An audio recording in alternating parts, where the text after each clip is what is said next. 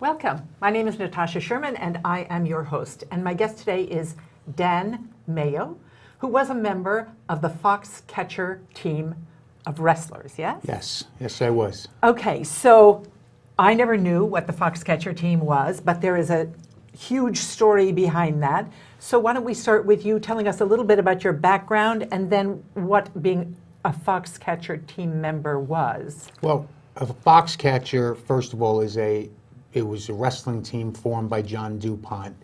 He had world-class wrestlers on there that had dreams and goals of winning a gold medal. What year was this? He started Foxcatcher the latter part of the 80s. Okay. He started, and I joined in 1990, 1991.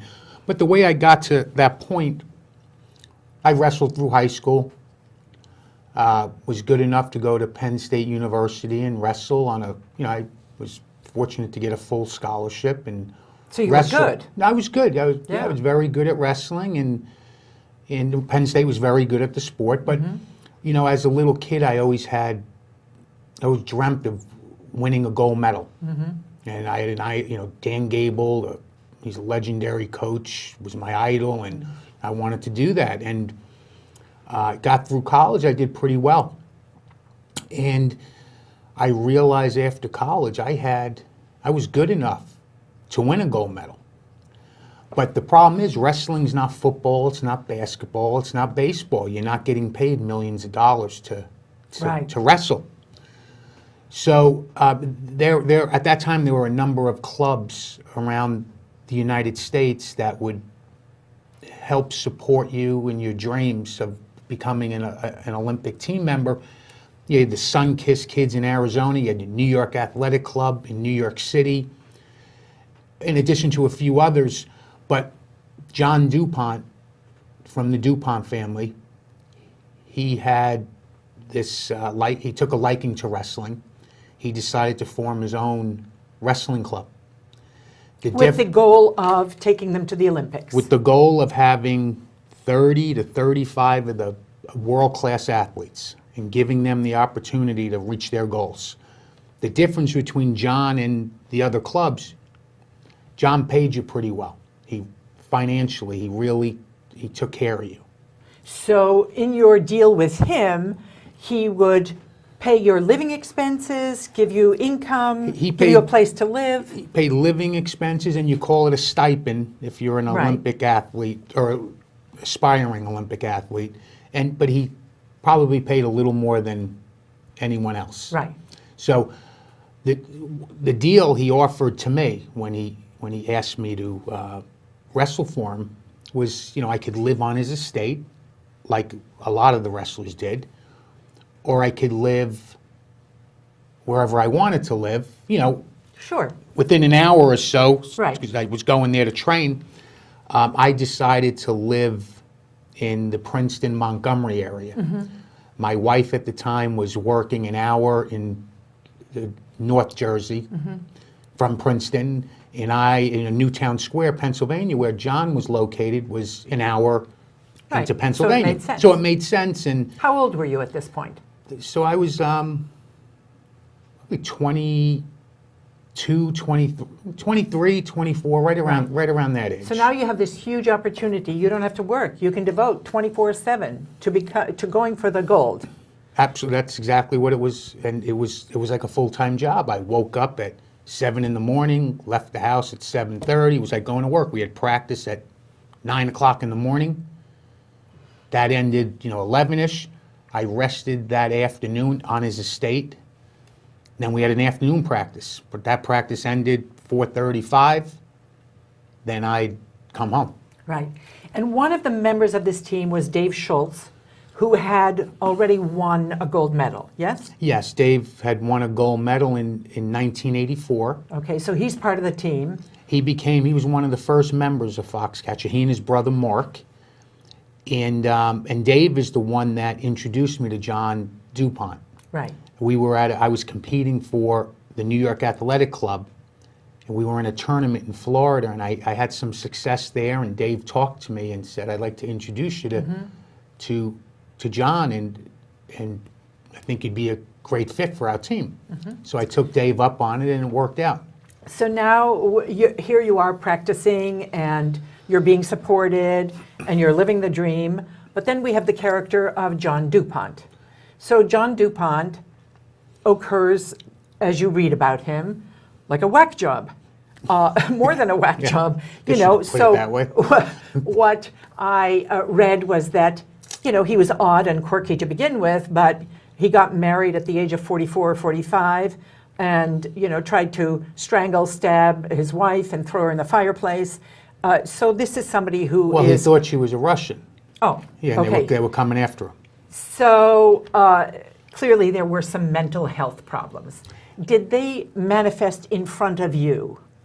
They did, and that, you know, I think back, and my kids often ask me, why would you wrestle for him? And I said, because he really helped me out. Gave you the dream. Gave me a dream. But what would you notice about him? Well, when you're carrying a loaded gun around, you know, basically 24/7, walking So in, he obviously carried this had loaded it in gun. his hand, walk in the wrestling room during practice, have a gun. And would he be behaving oddly, or he just... No, just walked around, just talked to people, but I guess back then I wasn't sure if it was a load. I said, it really can't be loaded. But I found out it was loaded the day he killed Dave. And but up until that point, now I had been there for some time. I got there in 91. I was there till 1996, the end of January, when When he killed one of the wrestlers. When John killed Dave. And we're just going to mention in here that there is a movie coming out in November of this year called Foxcatcher, yes? Yes. And about this story with Steve Carell and Channing Tatum and Mark Ruffalo. Yep. Yeah. So you lived this story. I was there. I was there, and you know, the day he was killed, I had just left. We just finished practice at 5 o'clock in the afternoon, and I was coming home. During that period, I volunteered to help at Rider University. So on my way home, was down 95, Rider's right there. I stopped off to see the team and Coach Gary Taylor, and my wife called the office. Back then, we had no cell phones. Yes. Get a call in the office. Gary puts me on the phone. My wife is crying. She said, John killed Dave. And I was like, what are you talking about? John killed Dave. There was a TV in the office. We turned the TV on. There's the SWAT teams around the house. And that's how I found out what he did. And that was the end of my wrestling career. I stopped wrestling that day. Wow, I want to ask you about that because altered your life forever. So besides walking around with a loaded gun, were his moods mercurial, or did he make any threats, or did he, you know, was he socially awkward, or did he impact you in any way? What impressions? Well, did he impact? Yeah, I guess he impacted me. But not in a negative way, because you know what? I chose not to live there 24/7. I went home, so it was like a job. A lot of the guys that lived there experienced this after dinner and in the nighttime when they would hang out with them. And what would they say? Well, he just had these, he thought there were ghosts in his house. He would pay members of the team to go up into his attic and look for ghosts and pay you $10,000 to do it. You're kidding. So there were people knocking on his door all day. I think I see a ghost. You know, they didn't even care about wrestling anymore. They were going to look for ghosts. Oh, my God. You know, but I sit there and I think about what I did, but, you know, because we went to him once a month to get paid. And he'd always have a check in his hand. At least this is the way he did it with me. You sit in his library, and then he'd start talking to you, and then he'd say, the furniture moved over there. And I'd be like, I'm going to agree with him because I want to get paid. Sure.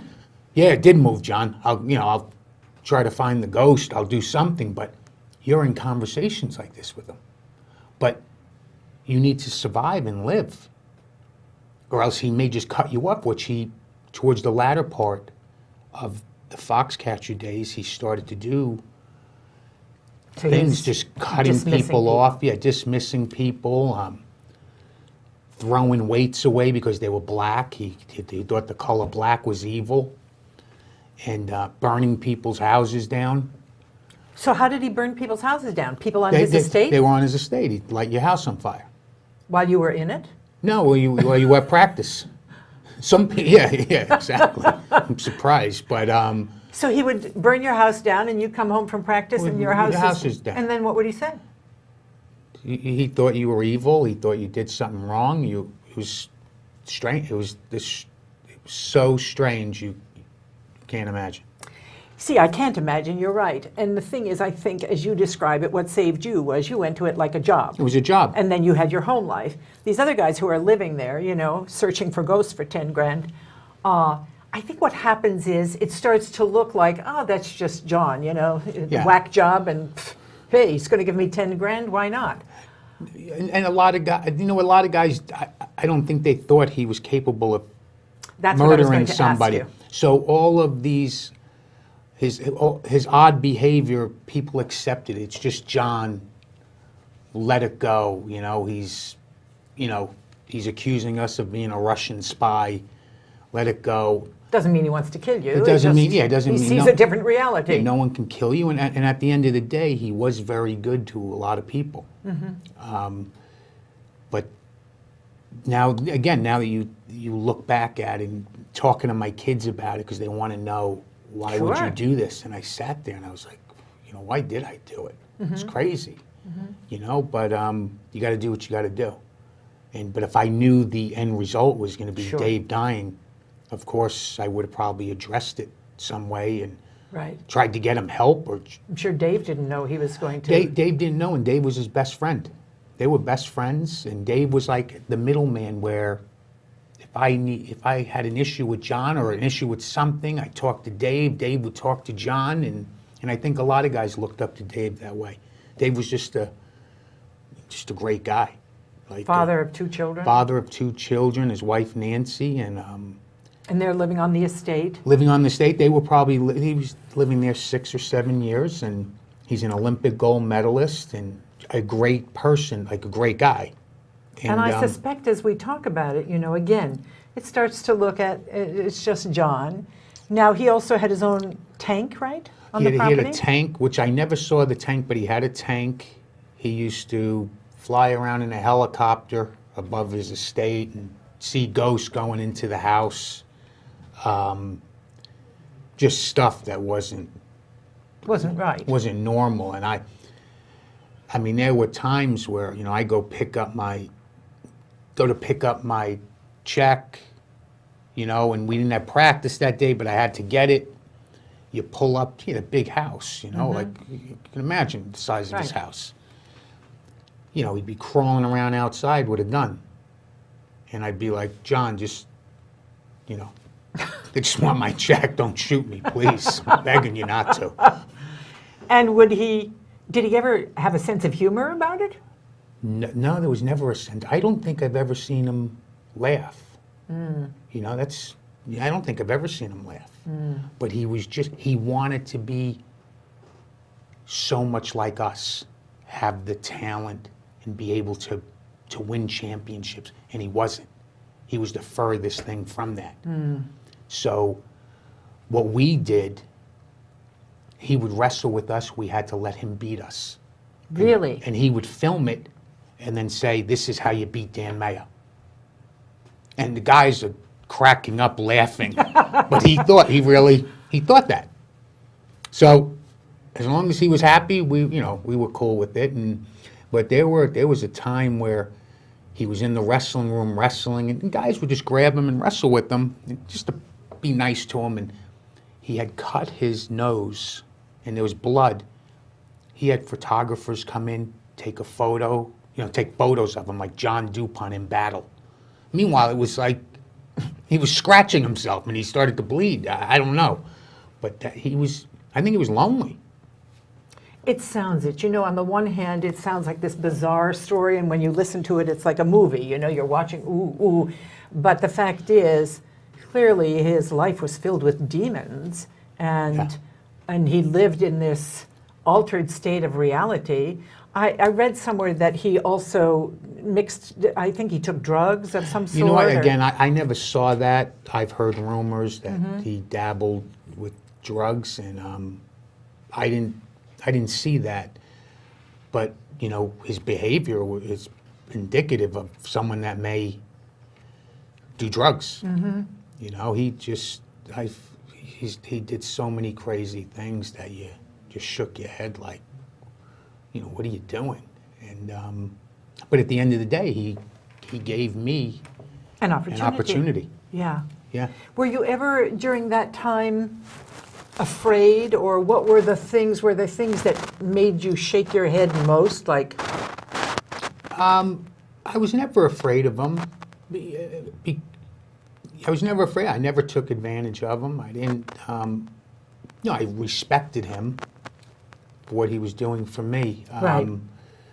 But there were so many instances, odd happenings that one would think you'd, you know, pack your bags and leave. And but no, I never felt threatened by him. I never, so besides the ghost but thing, but he had a power. He was almost on a power trip. He controlled your life basically, you know, with the money.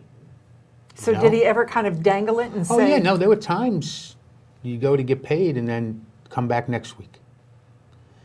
You can't do that to people that are relying on that money. But you had to. What are you going to argue with them? And you know, so I think he felt power. So he had the money to create his own little world on his property. And here's the other thing, and you see this happen all over the world.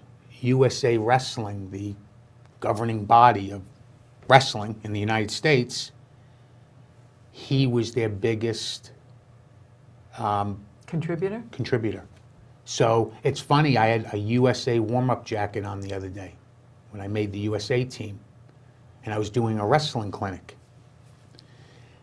And on the side, I forgot all about it. It says John DuPont. And someone at the clinic goes, "Isn't the movie about DuPont, the Fox? You were there." I said, "I was there, but he supported USA Wrestling." So they put his name on everything. Wow. There are a couple of questions I want to ask you, but I want to go to the day of him shooting Dave Schultz. So they have this relationship. Dave is the go-between. He's kind of the one who's closest to him. And then Dave's in his home on the property, and he drives up, puts a bullet in him, puts another one and a third one. Yeah. His wife, in the midst of this, comes out. Thank God, I gather his children didn't see this. His children didn't see it, but I believe he pointed the gun at Nancy, and Right. And got back in his car, and he had a driver that was a Green Beret or some type of FBI type guy that retired or something. That guy went to the bathroom in his pants because he had no idea what was going to happen. And he drove back to John's estate, probably 3/4 of a mile back to his home, and went into his house and lived life like it was normal, like nothing happened. And I believe it was 2 or 3 days before they got him out. Right. But I think he was walking by windows, doing things that if you just killed somebody, That you wouldn't be doing. that you'd be ducking or hiding somewhere. Right. I guess they chose not to shoot him. So now you hear this news, and his brother, Dave Schultz's brother, was also on the team. He was on the team. He had retired at that time, a few years back, and he's one of the greatest wrestlers ever, an Olympic gold medalist with Dave. So what do you do now? So you hear this. Do all the wrestlers gather? Do the police gather you all together? What happened? Well, I remember getting a call from Terry Wochuk, one of DuPont's attorneys, saying, "You're done. You know, your You're money's done. cut." So now it's, oh God, I got to get a job. You know, I remember Jody and my daughter was very young then. Our lives changed. Absolutely, forever. You know, you can't grasp what just happened, And here's this great guy that you thought was a great guy, and now he's dead. he's dead, yeah. John's going to jail, and you know, they had, so that couple of weeks, you can imagine just how busy it was with, there were Chaos. reporters and being on shows, doing all that kind of stuff, and then Dave's funeral, which was held in the Palestra. So the Palestra in What is the Philadelphia, Palestra? it's Penn, it's where they play basketball, Oh, so it okay. seats 7, 8, 9,000 people. It's packed for the funeral. And I remember his father, Dave's father, saying, Dave's father was a professor at Stanford, and I want to say philosophy. But I remember him saying, this is Dave, he said if Dave was here, he would walk out from one of the tunnels and say, basically to everybody, don't worry about me, just go on, it's cool. Like, and that's Dave. That is exactly what he would say. You know, his brother Mark was, everyone was devastated, but his brother Mark really took it hard, and Mark has been, he's all over, which is amazing that he's doing this, but he's on Facebook, and you see he's a big part of this movie. The movie's about him. Like Channing Tatum is playing Mark, and it's how Mark dealt with this. And it's just, it's just amazing story. And So how many other wrestlers were there, and do you know what happened to all of them? Did any of them go on to create further wrestling careers? well, or- some of them continued to wrestle. You know, they had to be picked up by other clubs. Obviously, financially, it wasn't as good, but it threw a lot of people for a loop. It stopped a lot of wrestling careers in their tracks, and you know, and we see, you know, wrestling world's a small community, so there are college events, international events held in the United States where you see each a other. lot of you sit there and it's almost the conversation's not brought up Wow, about what happened? what happened, but there's been more.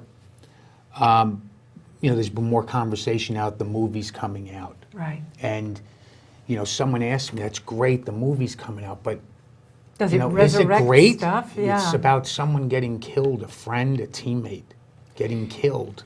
So I have a question, and your kids kind of addressed it.